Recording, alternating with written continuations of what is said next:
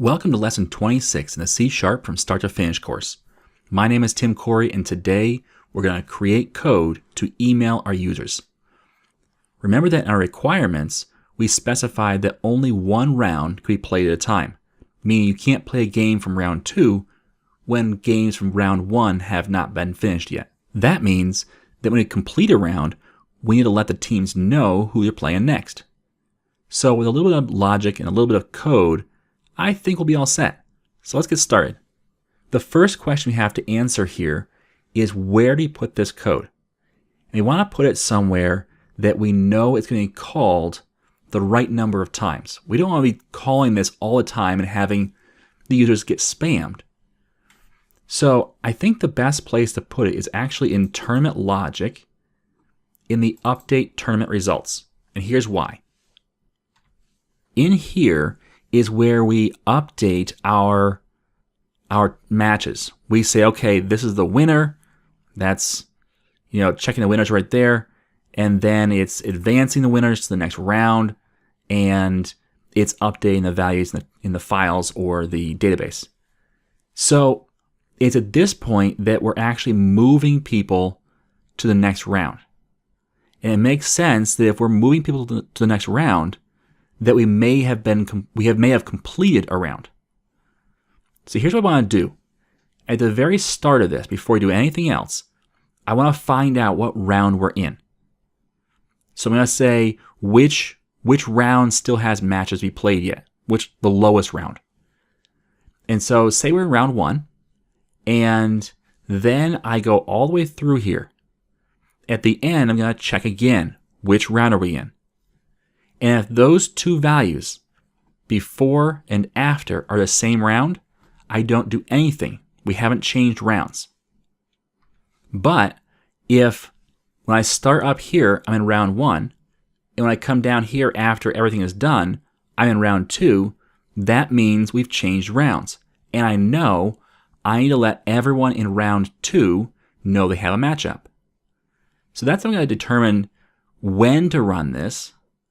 And let's get that set up first before we actually even write the code for what to do. So I'm actually going to write a separate method here. Private static void, int. Return number. This will be the current round. I'm going to call this check current round. I'm going to pass in, that's an extension method, so I pass in tournament model, not team model.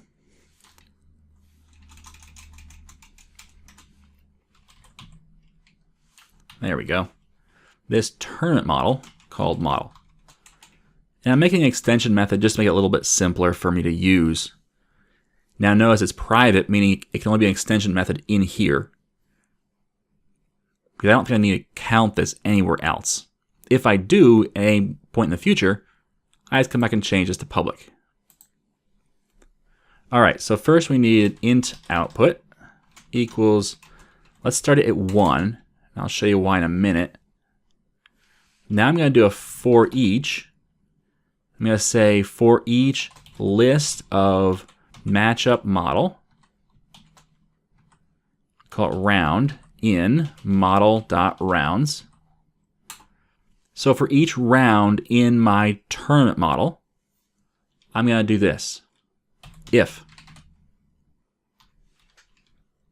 round.all. Now this is going to use some link here. We've done this before. It's just we haven't used all before. But I think it's pretty self-explanatory what it does. What it does is says this returns a true or false. If all of the items match this criteria we're going to give it, then it returns a true.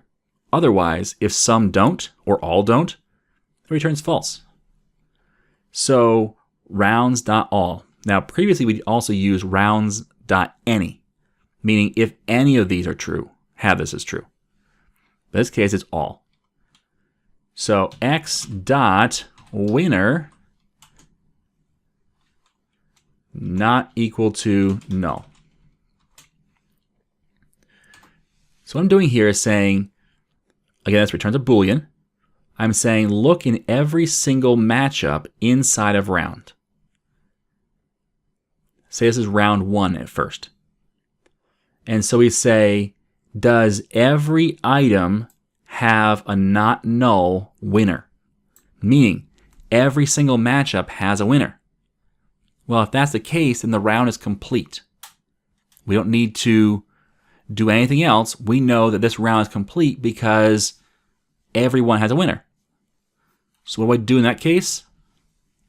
I say output plus equals 1. So let's think through this logic of why I'm doing that. Pretend we have a 3-round tournament. Round 1, every single matchup is complete. Round 2, we still have 2 outstanding matchups. So round 1 comes in here. We say, is every winner not null? Yes. That's in round 1. So round 1 we know it's complete. So therefore, we come down here and hit this. And this says add 1 to the output. Well, output started at 1. Now it's 2. We come back through here in the next round. There are some incomplete winners, meaning they're null. So this is false, so it does not run. We go to the next iteration. The next iteration also has incomplete rounds or entries because you can't have a completed round after an uncompleted round. So round 1 and round 3 can't be complete if round 2 isn't. Therefore, we keep skipping over our subsequent rounds. We get to the very end and return output, and output equals 2, the current round. Because see, I started at 1 and said, if there's no matches, if nobody has a winner yet, or no round has no incomplete winners, meaning every round needs to be played. So if we do that, we wouldn't hit this if ever. And so we return back 1. But if round 1 is complete, we say, well, it's not round 1. Let's go to the next round and try that. So that's the logic there. So the last thing we need to do is return output. And that should be all we need to do to create that extension method. So now in the update tournament results, I'm going to create an int starting round equals model.check current round. And then at the very end, I'm going to say int ending round equals model.check current round. I'm going to say if ending round is greater than starting round, that means that we have advanced a round, then this is where we alert users. And that'd be where we email them. Now this is where I'm going to actually add a new class to our tracker library. It's been a bit since we've done a new class. And the reason I'm going to add a new class here, I'm going to call this email logic,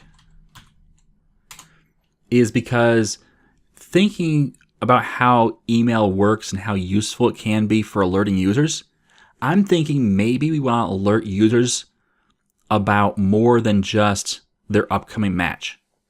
And so I'm going to extract this out so I can call it in other areas of the application.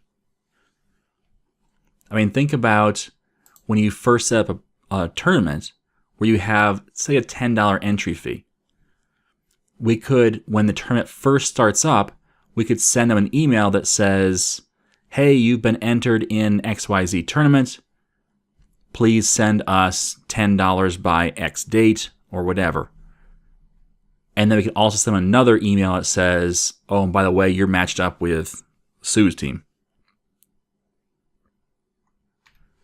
We could also potentially email every team member after the tournament is complete, letting everyone know, here's who won, here's what the payouts were, whatever. And so I can see more than one place where we might want to email somebody. And in fact, when it comes right down to it, you'll probably find that you build your own library of useful tools. I've got a library that's full of tools. And so what I do is I just bring that library in and then just call those tools. So instead of creating an email logic class every time I want to email somebody, I just call my library and say, send me an email. Send an email. And so that way you don't have to reinvent the wheel every time. I mean, I have stuff for FTPing, I have stuff for email, I have stuff for connecting different servers. I have stuff for saving and loading files and converting CSVs and a whole bunch of other stuff that I don't want to do more than once. And that's why a library is really helpful for that. And this would probably be put into my personal library that I then bring in instead of putting it into the application-specific library like Tracker library. So abstracting it to its own class allows us to get one step closer to having it into our own library. It just makes it that much easier to put it in our own library because we can just change just where it's calling, and that's it. So I'm going to say public static class. I don't need to store anything long-term in here, so I'm going to say static. Logic tends to be more on the static side versus models like for our data. That is also or always instantiated. You don't have a model that's not. Well, I should say almost always. We do have the global config, which has data in it, and that's a static class, but that's a really special case. So let's create a method called public static void send email. Now, what parts do we need to have in order to send an email? Well, we need the string from address, who's sending it. Then we need a list of string for the to address. And I'm going to leave it just those two. I'm not going to do the CC and BCC. We could, but for this version, it's not necessary.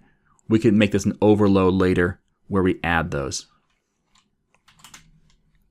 We need a subject, and we need a body.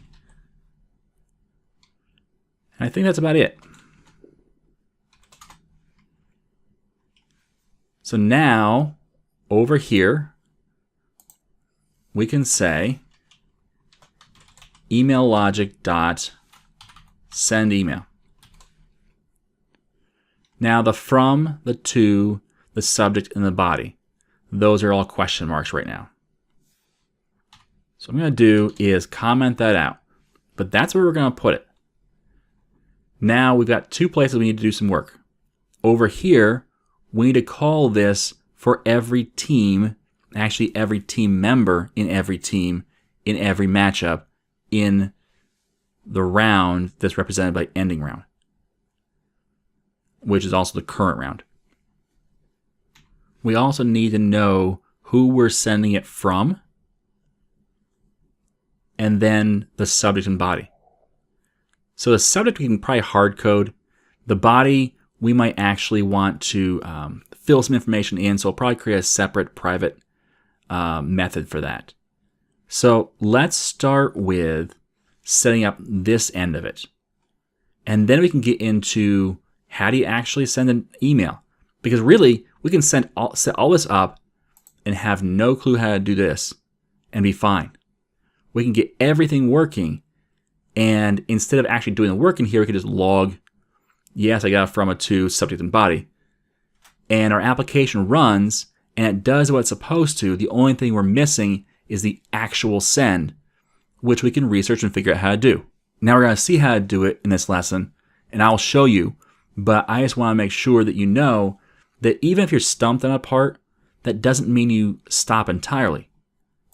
Do what you know. In this case, we know how to create a subject line. We know how to figure out the to address because that's in the team members' properties. So we know that information. all we need to do is create the loop that goes through and creates those emails. Then we can come back and do the actual email itself. So the first thing that we need to do is we need to figure out, do we do the logic in here or call another method? And I think the answer here is we call another method. Because this job right here, update tournament results, it's a quarterback method. It mostly does the call somebody else and make it do something. And so we don't want to add a whole bunch of logic in here, which makes this massive. It's already pretty big. So instead, we want to create a method that does one thing. Private static void send email. Let's say alert. Alert users to new round. And we'll pass in this tournament model. Again, it's an extension method. Now the other thing we'll pass in, so you don't have to call it again, is the int current round. Now we could, instead of passing that in, we could call the check current round again. And maybe that's okay, maybe it's not. It's really up to us. And you know what? As I'm thinking about it, maybe we want to call this without doing this check. And so we say, you know what? It doesn't matter if we've already alerted them. I want to alert them again. Now, do we have that logic in place anywhere? No. Could we at some point? Maybe. So if we take this requirement out and find out the current round right in here, then we make it a little bit easier to be called. And this check current round isn't a big deal as far as time goes or processing power or anything like that. So yes, we're wasting a couple of cycles of CPU, but just a couple, not many. Next, let's extract out list of matchup model. Let's extract out the current round. Now I call this one current round, so I can't do it for both of them. Say current round number versus current round.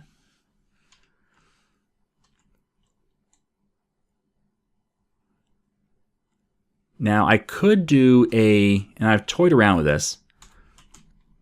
I don't like going through and looping over and over again, creating those loops. It's just more a pain than anything else. And link is pretty powerful. So let's see if we can write a link statement that would do what we need. Now remember, that's a list of model. So that's where our problem is. We're kind of looping twice. But for round, we could say is model.rounds where x equals greater than x dot first dot matchup round double equals current round number.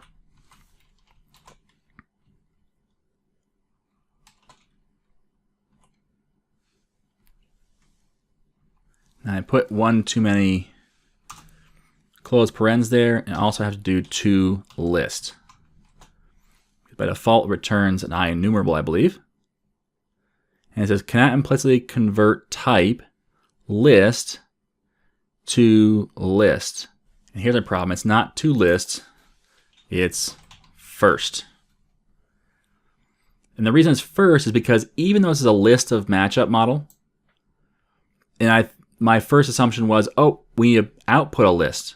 But we don't. Remember that our rounds is a list of matchup model.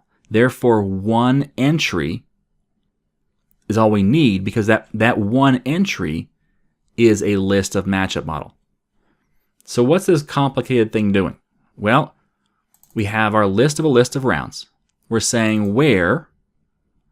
So we're going to loop through each round here. And I said inside, so this would be a round, X is. So X is a round. We say the first entry in X, which would be, since X is a list of matchup model, it would be a matchup model. So the first entry in X, if that matchup round equals our current round, then grab that entire X, where X is a list of matchup model. So it grabs one round where the first matchup in that round has a round number that matches the current round number. You get that?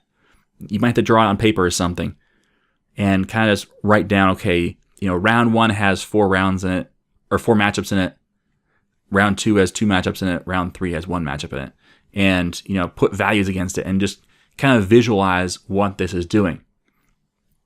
If you didn't want to go as one-liner route, which I understand, what you would do instead is do a for each loop over the rounds, for each round and rounds. And then you would do inside there if that round dot first dot matchup round equals current round number. If it is, put the whole value in current round. So it's just a for each is all it really is. So now we have the current round number, which allows me to get the current round, which is a list of matchup model. Now I need a for each. I'd say matchup model, matchup in current round. So these are all the matchups where it's a new round, so I have to alert all the teams and all the team members about the fact that this new matchup is set. So now I have a matchup, but inside each matchup, I have to loop through and let the team members know. So now I'm going to do another for each and say for each matchup entry model, we'll call it me, in matchup dot entries. Because there's 2 matchup entries per matchup. So we have 2 teams facing off. So this ME represents one team's entry. So now inside here, for each team, for each, we're going to say in ME dot, I'll skip over the first 2 for a minute. In the ME dot team competing dot team members. And what type is team members?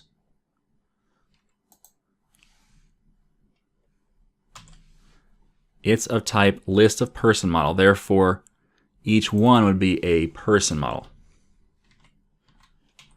So for each person in the team competing.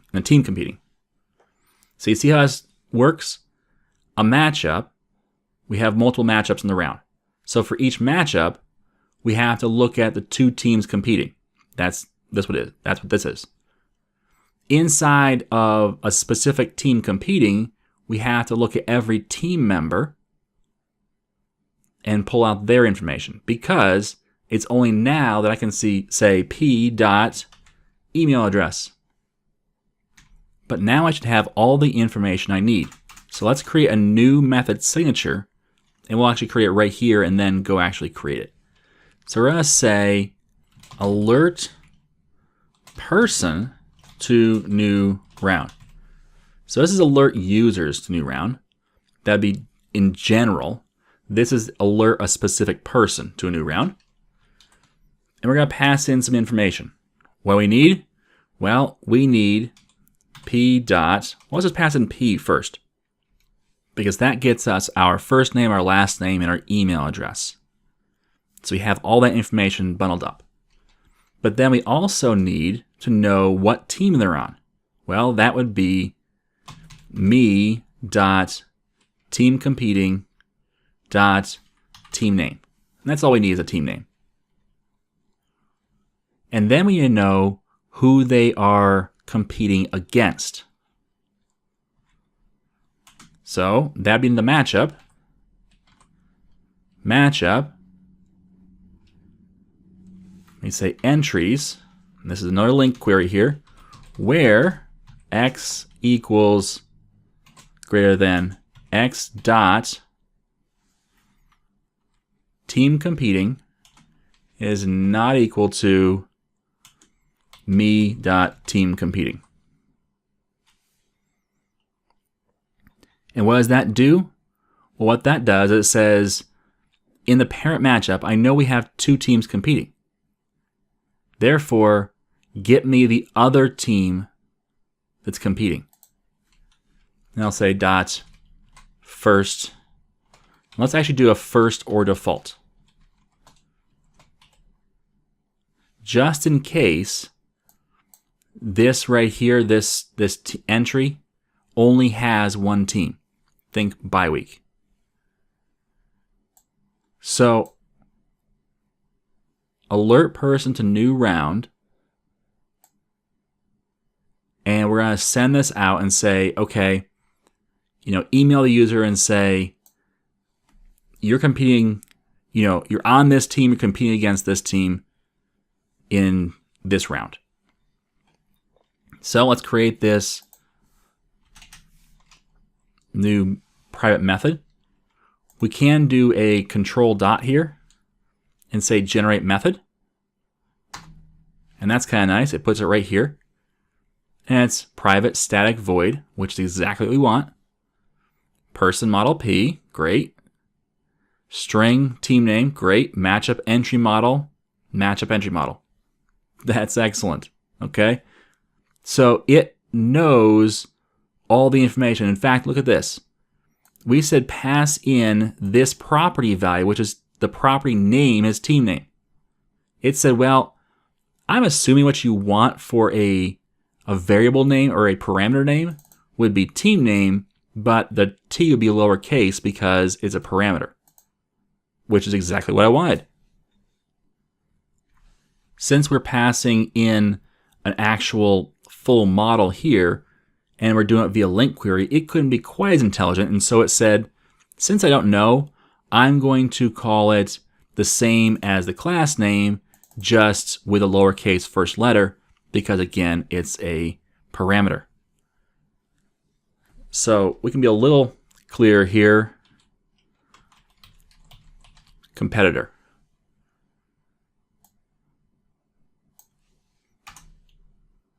And remember, over here in email logic, we have a send email. So we're going to say, let's create this first up here, email logic dot send email. And we need a from, which we don't have yet. We need a list of string for our to. We need a subject and we need a body.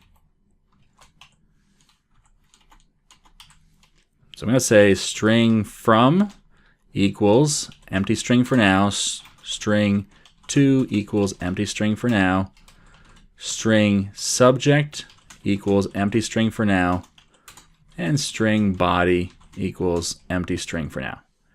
The only one that's actually wrong here is this needs to be a list of string, because you can send to more than one person. And I could make this method simpler by just saying only accept one, but this is how it's taken in the actual send email, so I'm going to leave it that way. So we have all of our parameters, we just need to start filling them in. Well, a subject is probably the easiest one. We could say, you have a new matchup with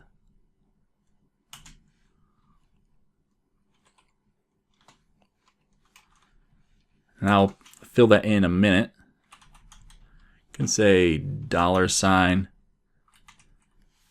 and I'll say competitor dot team competing dot team name.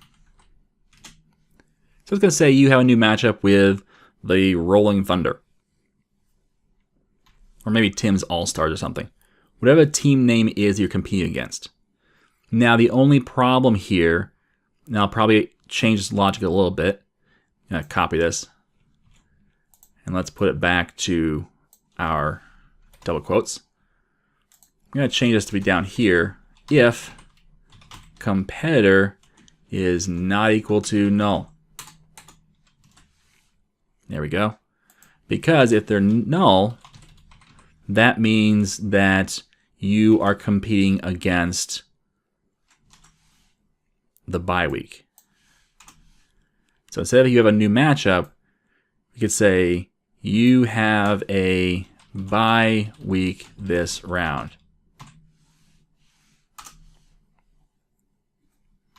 So that's the easy one.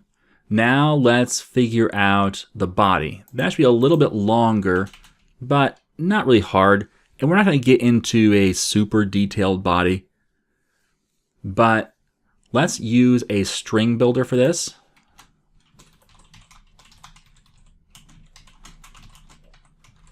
And if you haven't used a string builder before, what its job is to concatenate strings, meaning put two strings together in a way that is efficient.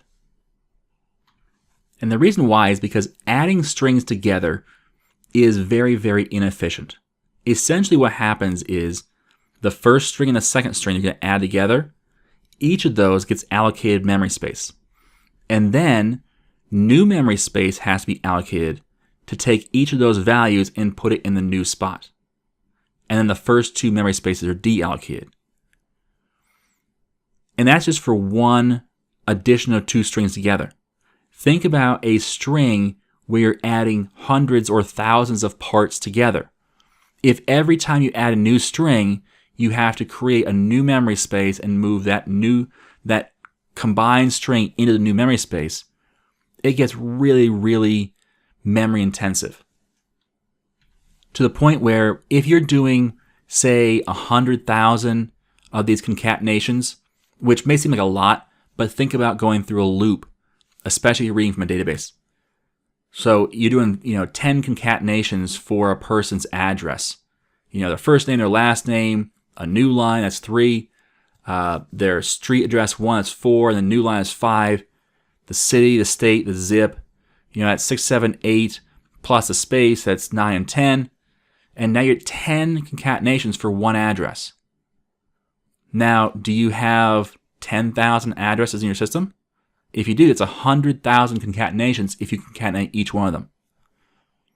At that point, you will see a noticeable slowdown in your system to the point where you wait for something to happen. And that's just not normal for applications. You don't sit there and wait for something to happen. It's pretty much instantaneous. So that's where String Builder comes in. Now, I'm not going to go through all of what String Builder does, but just know that String Builder is very, very efficient in how it adds strings together. To the point where you can do millions of concatenations without seeing any slowdown. So, what I'm going to say is SB equals, dot append. It's a little different. You say dot append. And that'll be the first line of our body. So I will say something like, let's put H1 here. We're going to do an email text here. You don't have to, but HTML emails are pretty common, and it allows us to have a little bit more of a flavor to the email, a little more pop and zip. So we're going to say header first, and we'll say you have a new matchup.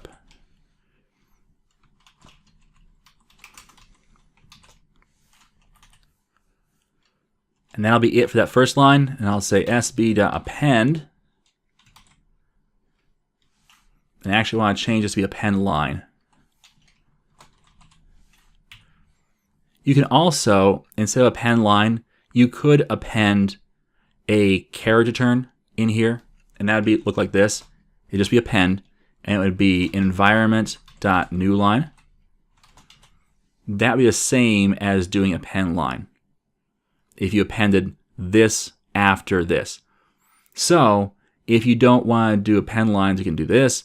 If you want to have lines in weird spots but don't want to, stop what you're doing, you can do that. It's just an option. In this case, I'm going to do append line. And let's do this. Let's do I'm not going to do a paragraph tag. I know I probably should, but sue me. I'm just going to start off with strong, which bolds something in case you didn't know. And oops, I need to put it inside quotes. So strong. And then I'm going to say competitor.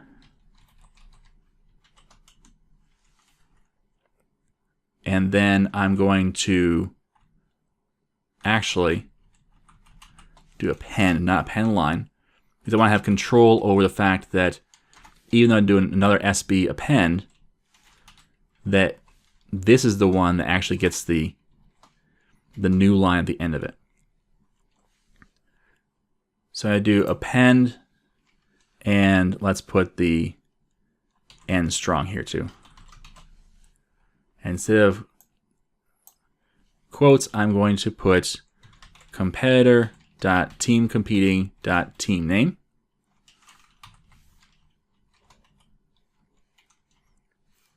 Now again, if we're not having a competition with someone else, we can't run this code, and so we'll actually create a separate, we'll put this in an if statement afterwards and create a separate message for them. And we'll make that a little bit simpler because it's a bye week. So, and I don't want to do append line yet. I want to do still append. SB.append line this time. And actually, that's all I'll do. I'll just have the name. I won't go any further. And then I'm going to do SB append line again. So I'm going to add a blank line. SB.append line. Have a great time. Put an exclamation point there for added emphasis. Then SB.append line. And we'll put the squiggly line and say tournament tracker. Sign our name, our application's name.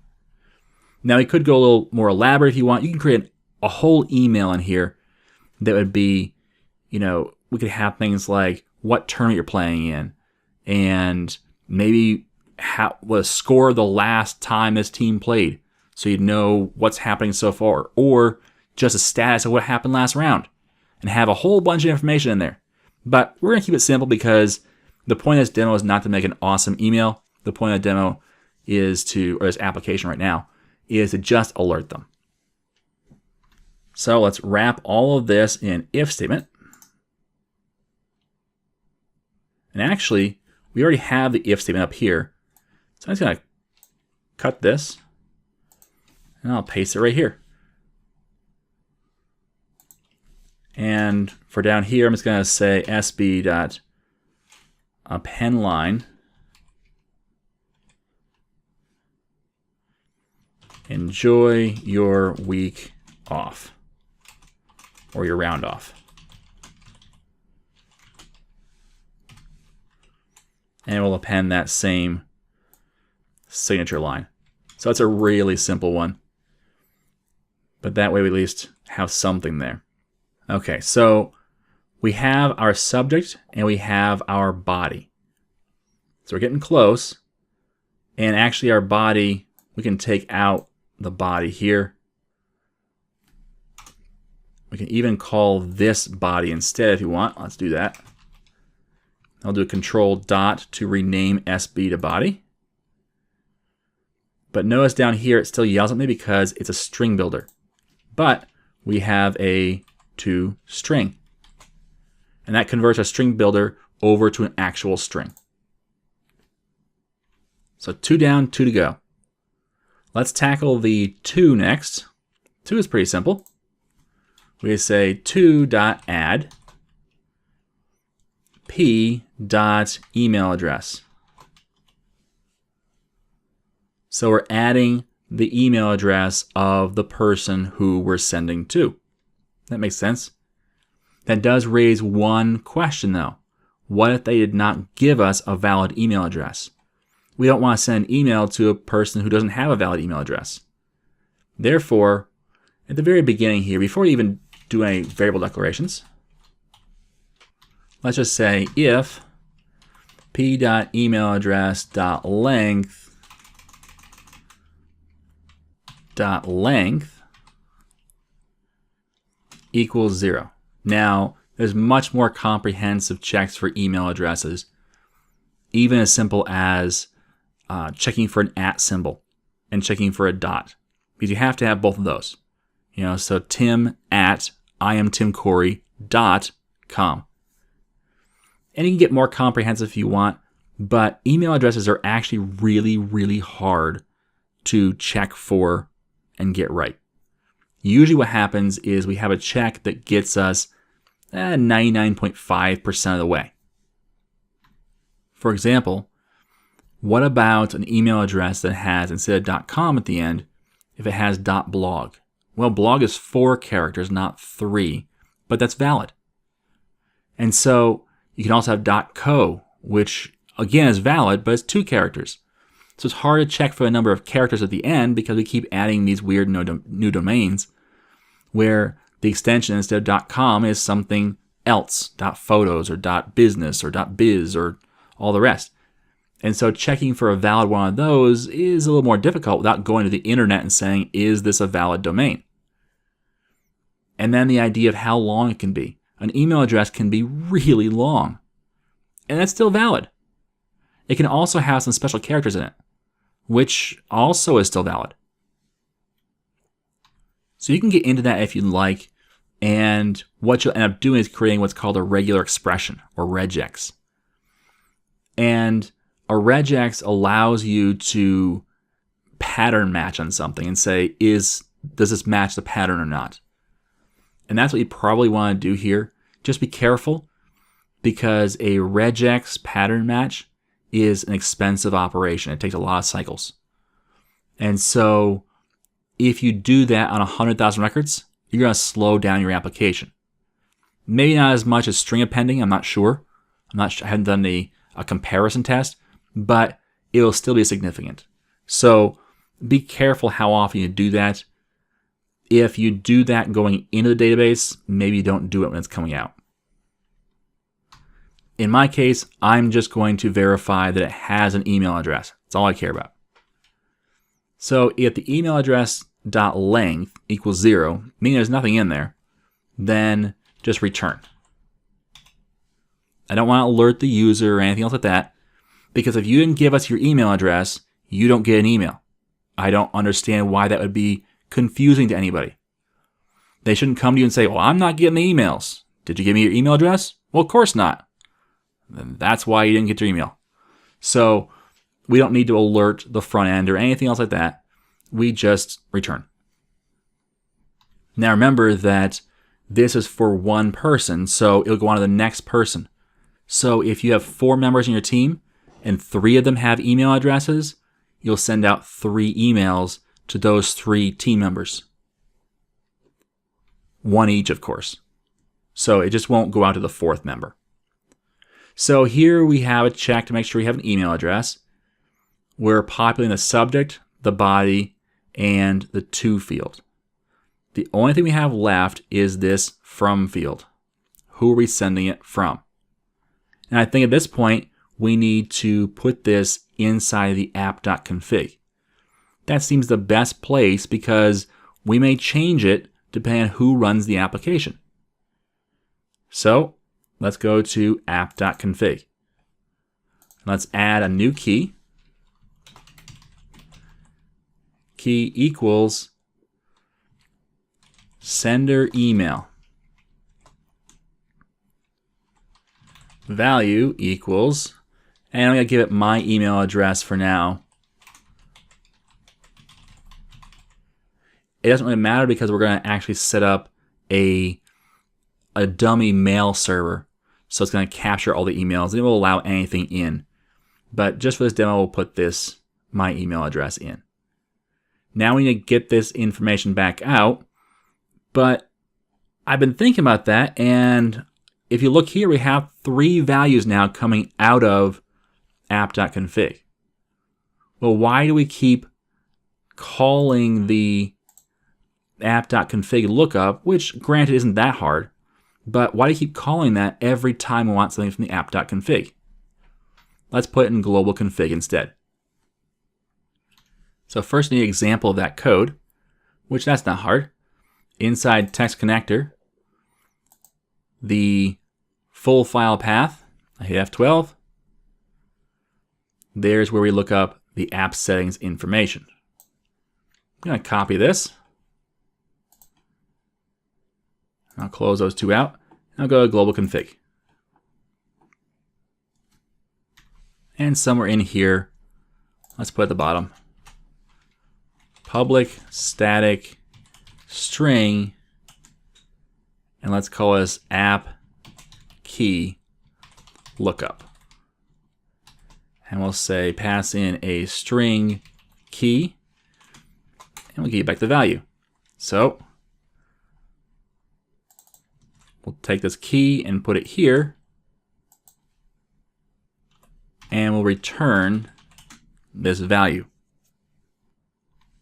Now, really, I'm just wrapping somebody else's method, but I'm going to do that. I'm going to wrap it because, first of all, it's simpler for me to say all your global stuff is in global.config or global config dot. But 2, I can also add more logic later to this that says if a key is not available, here's what you do, and also maybe even log every time you call the key, or a whole bunch of other things you could possibly do. One of those could be that down the road, we don't store in app.config, but maybe in a MongoDB database. Why? Because Mongo. And so all we do is we would rewrite this method. Instead of calling the app settings, it would call MongoDB, look up that value, and return that value. We'd still pass in a string. We'd still get back a string. So all of our callers don't care.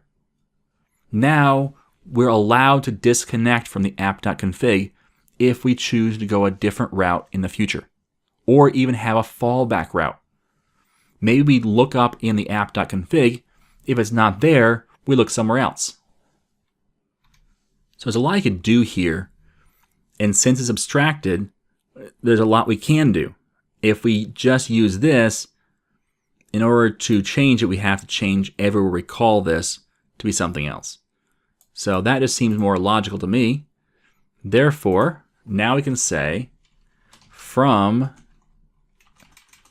and notice it says at from, because from is a reserved keyword.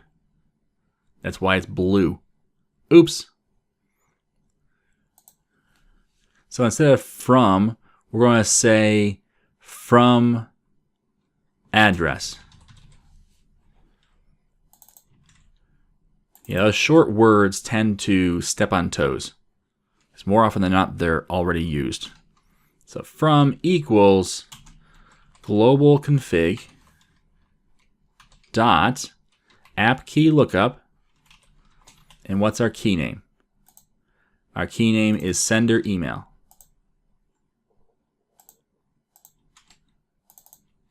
Now you put that there. And now we're calling the email logic.send email with all the information we need. So to recap, we are gathering and checking to see if we need to alert the users because the round has changed. If we do, we need to pass in our method, alert users to new round. It will pass in the tournament model, which is called model. And what this does is it finds the current round and then says, give me all the matchups in that current round. Then loops through every matchup entry in each matchup, every person in each matchup, and alerts that person with all the other information that they're in a new matchup. So all that code, and we never actually wrote anything to actually send the email. No worries.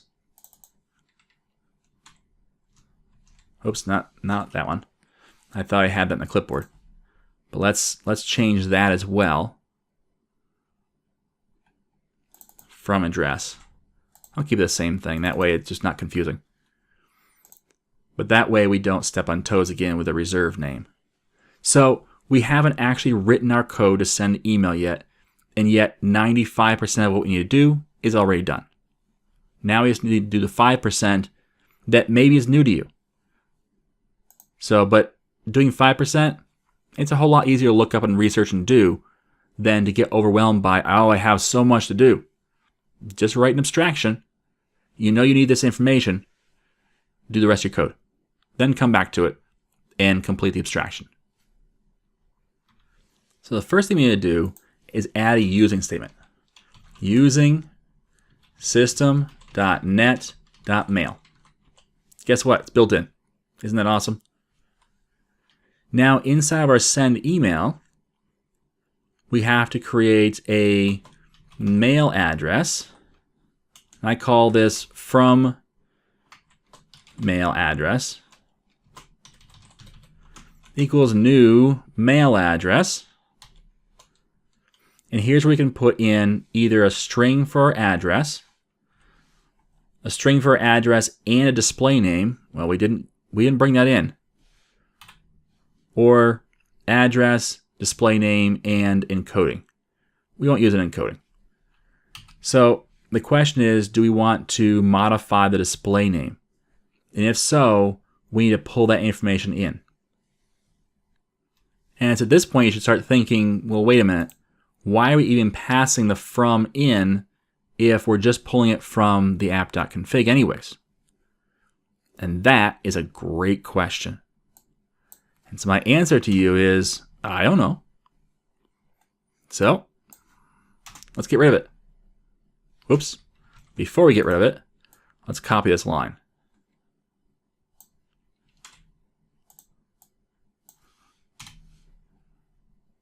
And now we'll not pass it in either. So now we're not even passing in the from address. We can say new mail address, and the first parameter is the actual email address, and the second one is the name.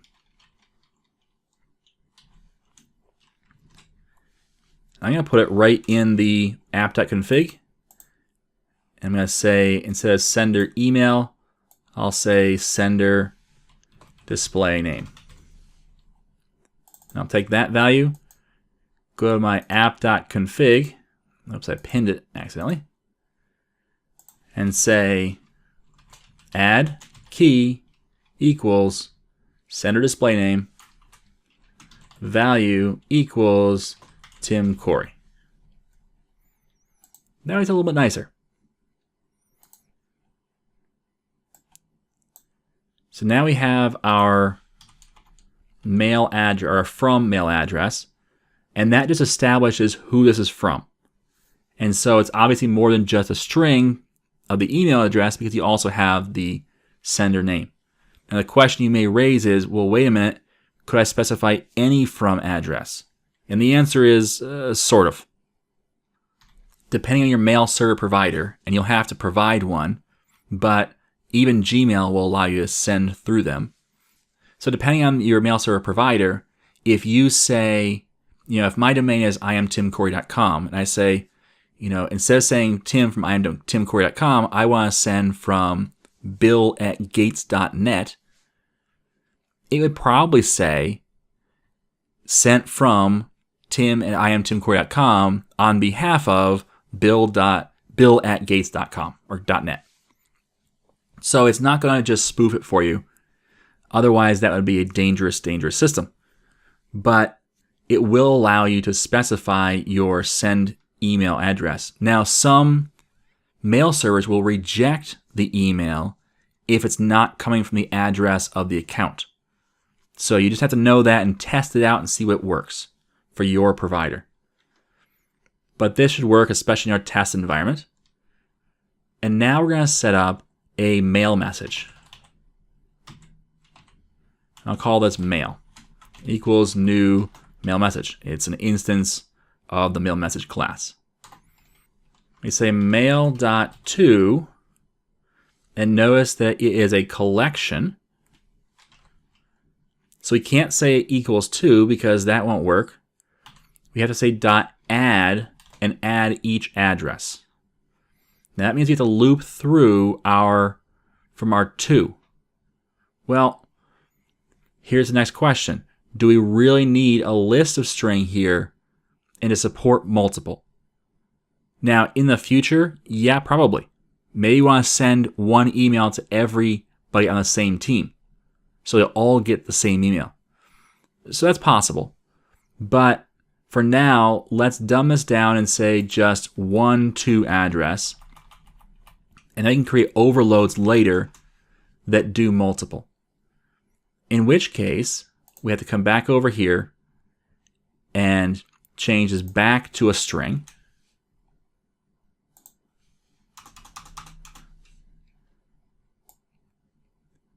And this is kind of tweaking you're going to do a little bit.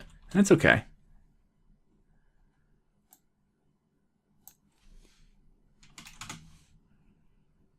So now I've changed it back to a string, so I'm just passing one in, which allows me to do this. I'll just add that to like so. Next, we'll have the mail.from. And that equals from mail address. Mail.subject equals subject. Mail.body equals body. Notice how simple this is getting? The last one I always do is mail.body is body HTML. So that's down here. Is body HTML. And I say true. This is where you set whether or not you're sending HTML enabled emails.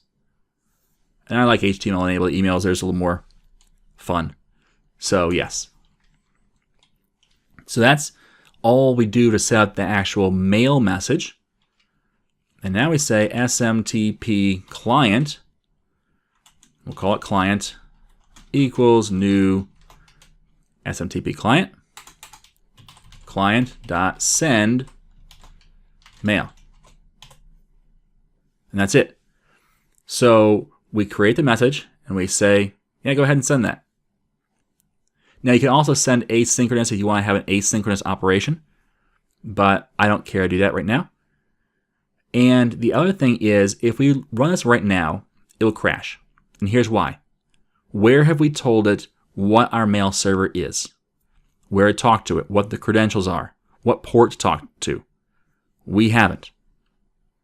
Now we could do that right here and say client dot, for example, port.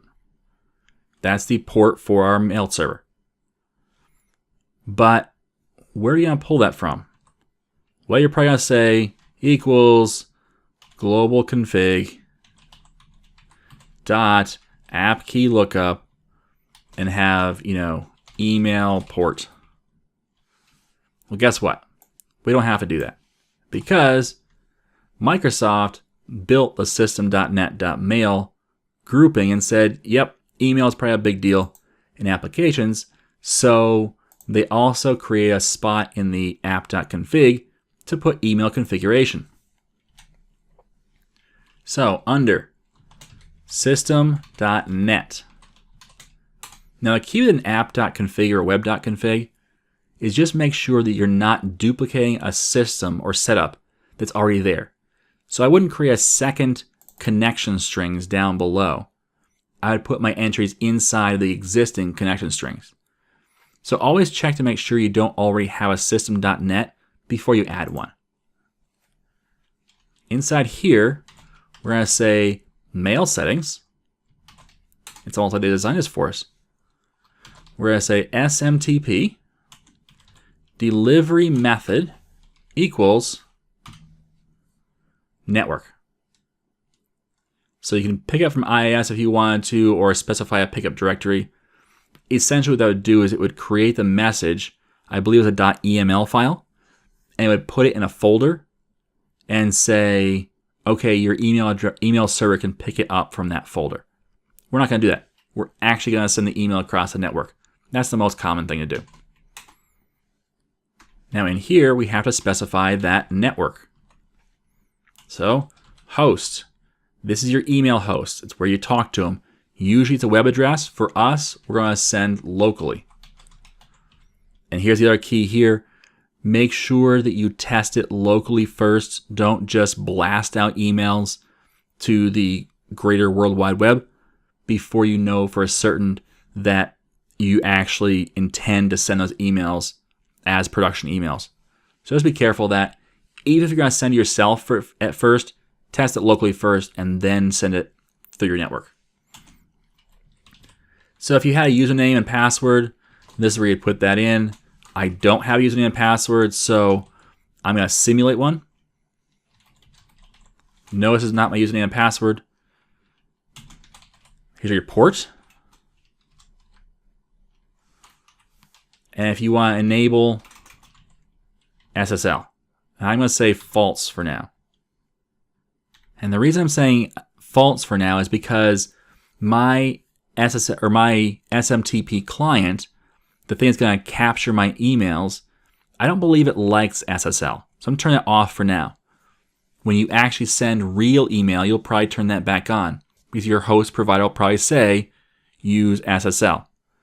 I believe for Gmail, the port is 465, and you turn SSL on, and then you get your username and password, and I'm not positive what the host is. It's something like smtp.gmail.com or something like that, or .google.com. To find out your provider, just Google SMTP and your provider name and email, and it will give you usually a pretty clear path to finding that information. Because this is actually pretty common. We're doing the same thing as what any mail client would do. So it's not something out of the realm of normal. This is normal for email providers to do.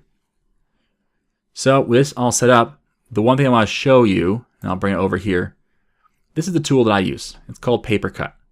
And Papercut is an amazing tool. And if you notice right down here, it's papercut.codeplex.com. That's where you can get it from. It's free.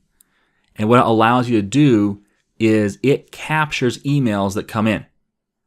And when they come in, it'll populate like it would in Outlook. And you can look at the actual email, the message, even the headers, the body, the section, the raw email itself, and all the other information. That way you can diagnose, am I sending emails properly or not? So we're going to use that.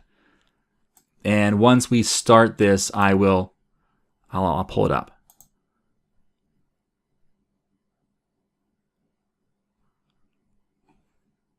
All right, so here is our tournament dashboard. Let's create a tournament. Just run through the entire process.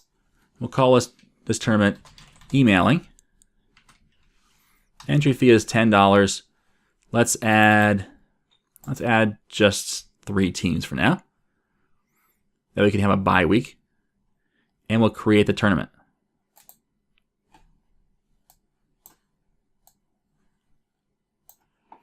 So now we have a tournament where we have first round, we have 1 unplayed match. So in this unplayed match, let's set team first place to be the winner. Now look at that. We now have 4 email in our mail client. Let's look at the first one. The first one says, Sue at stormy.net. You have a new matchup with the Uncanny Losers. Let's look at round 2 so we can see it. Sue is on team first place. So have a great time. Next is Bill at smithy.com. You have a new matchup with team first place. So Bill is on Uncanny Losers. Next is tim@timcorey.com. I have a matchup with the Uncanny Losers because I'm on team first place. And then Sue at stormy.net, she has a matchup with Uncanny Losers. So there's our 4 emails. And so because we have more than one player per team, therefore we have a total of 4 players in this next round. And so each of them got a matchup alert. The one thing we didn't get, you may have noticed, is we didn't get an alert for the first round, only for the second round.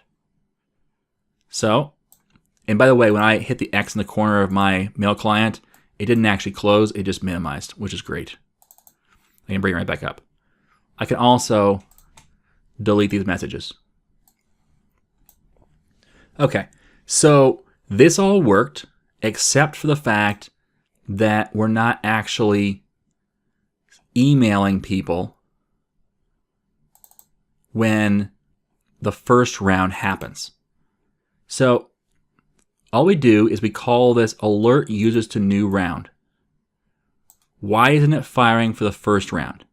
Well, the first round, the round we always check first, notice that it starts off with 1, and if the first round has a non-winner, then we don't do anything else. We say that we're on round 1. We never say we're on round 0, moving to round 1. So when we do the comparison, and that's up here, where we say starting round and ending round, the two are the same. It said we started in round 1, we ended in round 1. But the reality is we started from nothing, so we have to do it at least once. But we can take this alert users to new round, and we can actually call it from another location. Now here's the only problem right now. We actually call this backwards. We don't need to do this. We actually need to say model dot. And we actually put the parens because it's an extension method. We need to pass it in. Now the only problem here though is this is private. So let's change to public. And now we can take this alert users to new round and we can go to our code behind for our create tournament form. Actually, let's go to the front of the code, the front of the form, and double click here. And that takes us right to the spot we need to be. So now after you've created the tournament, we say tm dot alert user to new round. And now, because we have this tournament model and it's fully populated, it will email on the first round. Notice before we did a check to see if the round had changed. Well, we know the round has changed, therefore we can call it directly. And that's really all there is to it. It really was much more work on the logic side to see when to send an email than it was to actually email someone. That's all the code for actually emailing besides this one line of settings or a few lines of settings in the app.config. That's all there is to sending an email. So it's really not that hard. Now, I did create some abstraction here because if you are a user that's viewing this on iamtimcorey.com, if you paid the fee to view this course in its entirety all up front, then we're going to add the ability to text users as well. Instead of a text message saying, hey, your new round with this team has started, or you can your next matchup is this team. So we'll text that to users, but that video is after the course kind of ends. We're going to append that on for the paying customers to see how to do that as well. And that's just my thank you for, hey, thanks for paying. I really appreciate it. So that actually will be a pretty simple change because we'll put it just in the alert. So instead of just emailing, we'll also in here send them a text. All right. So that's coming up if you're a paying subscriber. If not, you might want to consider paying. Get that little bonus. There's a whole lot more bonuses besides that. But for now, that wraps up emailing, which means that our next video will be the last in a series. And this video is all about wrapping up the application. We're not quite done yet. The application works in its entirety except for one little thing. When we get to the last round and we hit score for the last matchup, we should do something, right? Because right now, nothing really happens.